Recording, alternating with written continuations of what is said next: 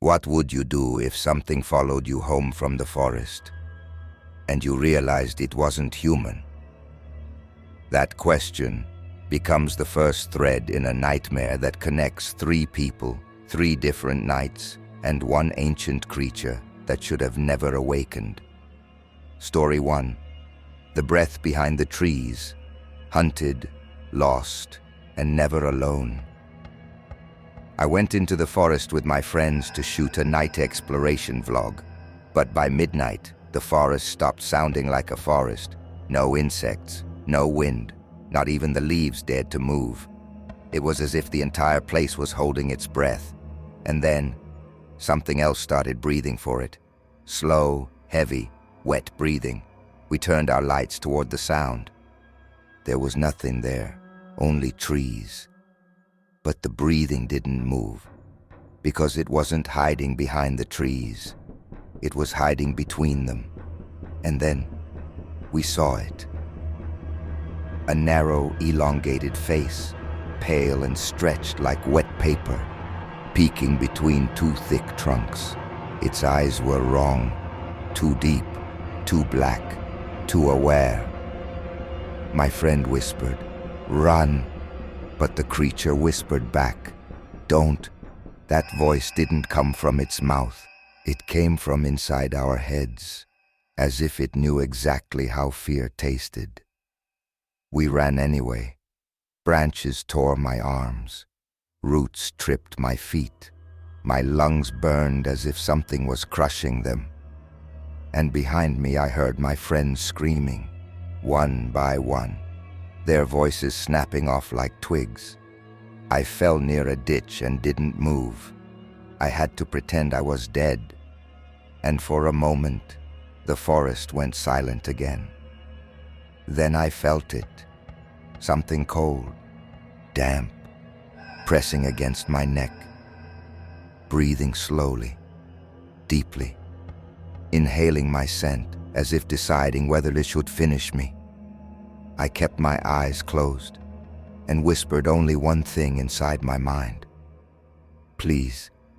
The breathing stopped, and then, slowly, the creature walked away.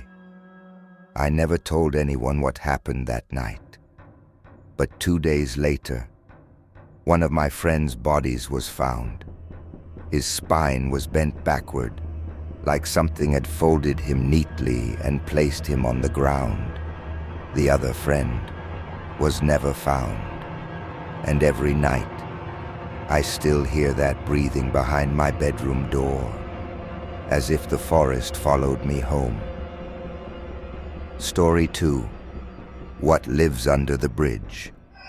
When curiosity becomes a trap. Maya was a night photographer. Her obsession, abandoned places, rain-soaked roads, and fog-covered bridges. One evening, while scouting a location near an old railway bridge, she noticed something unusual. The fog wasn't moving naturally.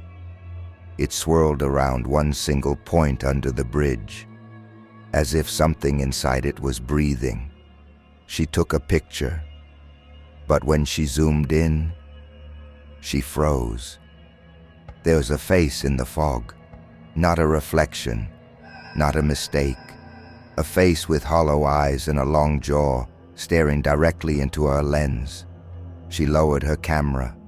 Nothing was there, but she felt it. A slow, dragging noise coming from beneath the wooden planks.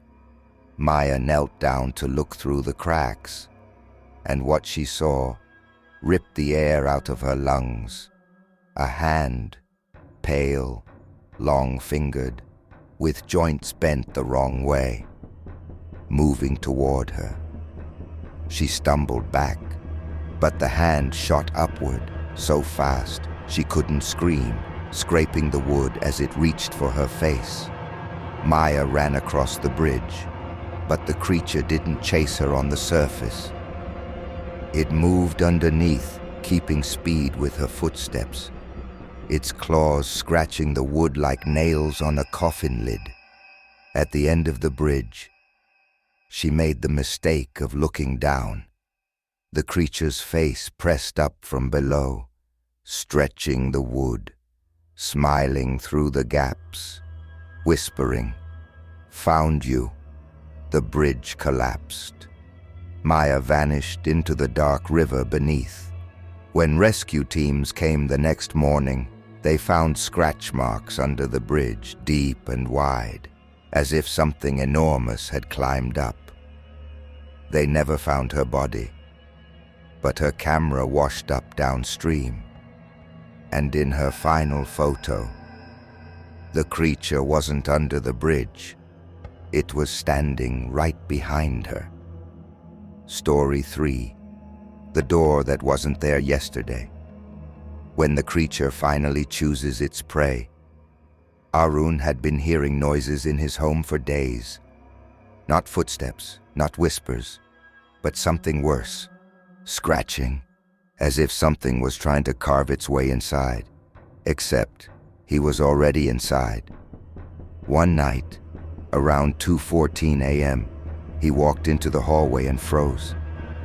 There was a door that had never existed.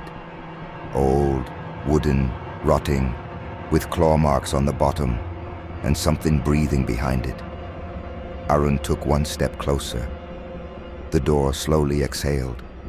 He stepped back, heart pounding. His mind screamed to run, but his curiosity whispered, "What if this explains everything?" The handle creaked. Turning on its own, Arun grabbed a metal rod from the corner. His hands shook, but his fear was louder than his heartbeat. The door opened inward, revealing a pitch-black room. And then, a face leaned out. The same face from the forest. The same face from the bridge. The same impossible, elongated creature, its jaw unhinged, its spine crackling as it crawled into the hallway, its voice entering his mind like a cold needle. "You all saw me, so now you all belong to me." Arun struck it with the rod. The metal bent.